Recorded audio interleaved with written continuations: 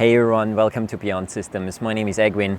Now today we are doing the next progression of hamstring and hip mobility exercises. I've done one video regarding this topic just I think 2 weeks ago. However, this is a standalone video, so no need to jump back necessarily, but if you want to check out just another way of doing this exercise, then jump back to the link that I put in the description down below. Other than that, if you want to support me in being able to create more free content like this, and also travel around to actually give hands-on workshops for people like you who might be interested in that stuff, then also check out my Patreon page, which I'll refer to in the links down below as well. Other than that, let's just jump right into this video.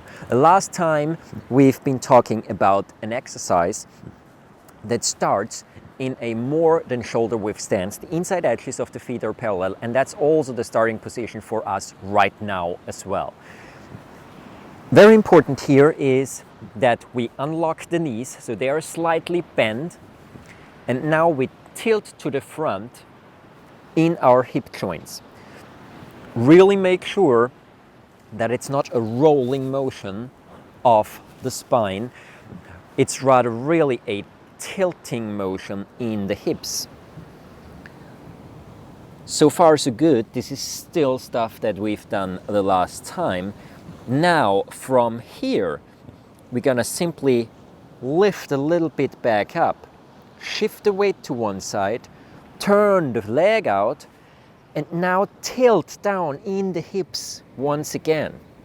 Now come back up, turn the foot parallel again, shift the weight to the left side, turn the right foot out on the heel, and tilt down in the hip joint again and come back to center.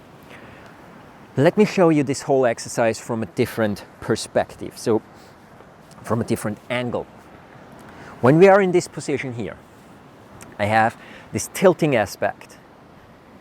This tilting aspect, for some of you, depending on your hamstring mobility, will actually already gently stretch or elongate the hamstrings. For some it might be a stretch, for some it might be just a gentle elongation of the hamstrings, and it opens up the hip joints in the rear.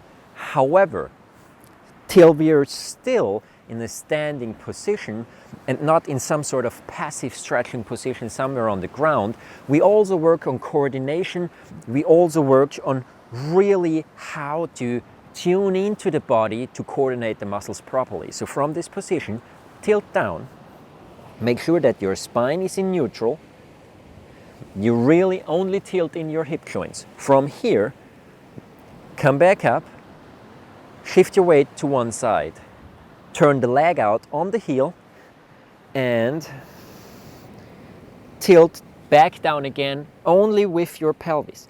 As soon as you realize that if you want to go deeper down, you would have to start to actually bend the spine, then just ease out of that position just a tiny little bit. We really just want to move in the hip joints and have the spine in neutral for this one. Because it's not about how deep you can actually get your upper body down. What it's really about is how much mobility can I create, how much opening can I create in the back of my hip joint, and how much length can I get in my hamstring muscles. Now, with this turning out, the interesting thing here is that you can really work yourself through the different muscle bodies of the hamstring group, which is why one of the possibilities that you have with this exercise is to really work with different angles of the foot that you turn out. So for instance, I'm gonna choose an angle towards the camera that's sort of slightly off center so that you can see what I'm doing. From here, I'm gonna tilt down my hip. I'm gonna go as far down as I feel, okay, my spine is still in neutral, especially the lumbar spine. And I feel this gentle opening of my hamstrings and of the hips in the rear.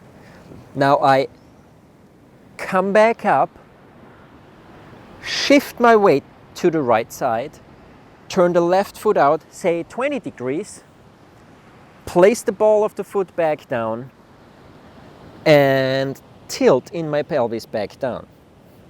Now note, my right leg is bent, my left is gently bent, but it still has, it really has this micro bend. It's not completely locked back to the rear. That's what I meant to say. So from here, I come down, and then I move back up. Turn the left leg back in, shift my weight to the left, turn the right leg out 20 degrees, place the ball of the foot down, make sure that the knee is not locked to the rear but gently micro bend, and I'm gonna tilt down in my hip.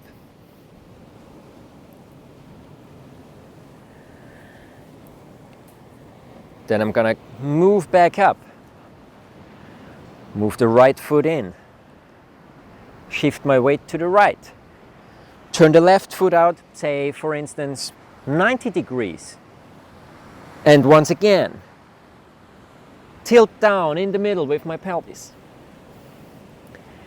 Now when we do this, obviously you can choose a lot more different angles. You can choose 10 degrees, 15 degrees, 20, 25, 30, whatever feels good for you. I always suggest at that point to really go through a great variety of angles. Why? Because you create pressure and tension in different areas of your hamstring muscles and your hip joint and knee joint. And that's the important thing here. It's really an overall mobility exercise helping you to open up the rear of your legs, the rear of your hip, while simultaneously also giving you a gentle workout in your quads and helping you with balance and coordination. This is also why this is an absolutely amazing exercise as a starting point towards being able to eventually do a completely easy, simple, comfortable deep squat. And I've been talking about deep squat positions lately, and I'll talk about those much more.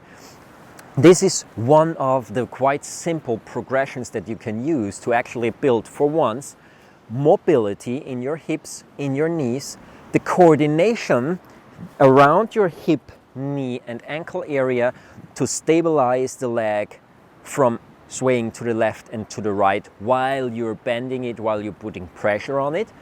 Plus, it also helps you to actually build the strength and the stability around the hip joint that is necessary for the hip joint to actually give you the freedom to move down into a complete squat in the ankles. Yes, you heard that correctly. Quite often the hip joint actually holds the ankles tight if it's too weak to actually handle this extreme position of the leg in regard to the body. And I just mentioned this swaying of the legs. Obviously, what's important here, when you turn one foot out, you place it or not. You can do both. You can either place the ball of the foot or you can leave the ball of the foot in the air. If you leave the ball of the foot in the air, you'll have a lot more tension in the hamstring muscles immediately. And it really, once again, shifts where this tension sits, rather up to the hip joint or closer down to the knee. So use that as well. Use different variations to actually work yourself step by step through the muscle. But what I want you to look at right now, just for a second, is in this position, my rear knee does not yield towards the front foot or the front toes. My rear knee actually stays in line with the rear toes, and it still does so when I tilt down, when I bend down. Why does it do that? Because otherwise, if I push the knee out or I pull the knee in, then you see I always get this funny angle in the knee, and that's where I put excessive pressure on my menisci and the internal and the medial and lateral collateral ligament, which is not a good idea. So obviously, structure is of the utmost importance in this specific exercise. From here, once again, to the right side, you shift your weight to the left, turn the right out, place or not place the ball of the foot, whatever you like. Just use both versions to get to know the differences. And from here, when you tilt, make sure that your weight is still nicely rooted in your left bend leg. The weight distribution is a little closer to the heel than to the ball of the foot. So make sure that you don't try to balance all of that tilting motion in the ball of the foot. You are settled in the heel of the left leg and in the heel of the right leg. And make sure that the knee doesn't come in or out, but really stays in line with the left toes in this specific case. Then just come up and gently move your legs around a little bit. This is also an absolutely stunning exercise for activating your quads, for activating this whole lower body area if you've been sitting for a long time or something like that. It's an amazing exercise. Try it out. If you have questions, leave them in the comment box down below. If you like this video, please click like, share and subscribe and hit the notification bell, and see you around in one of the next videos. Thanks for watching. Bye guys.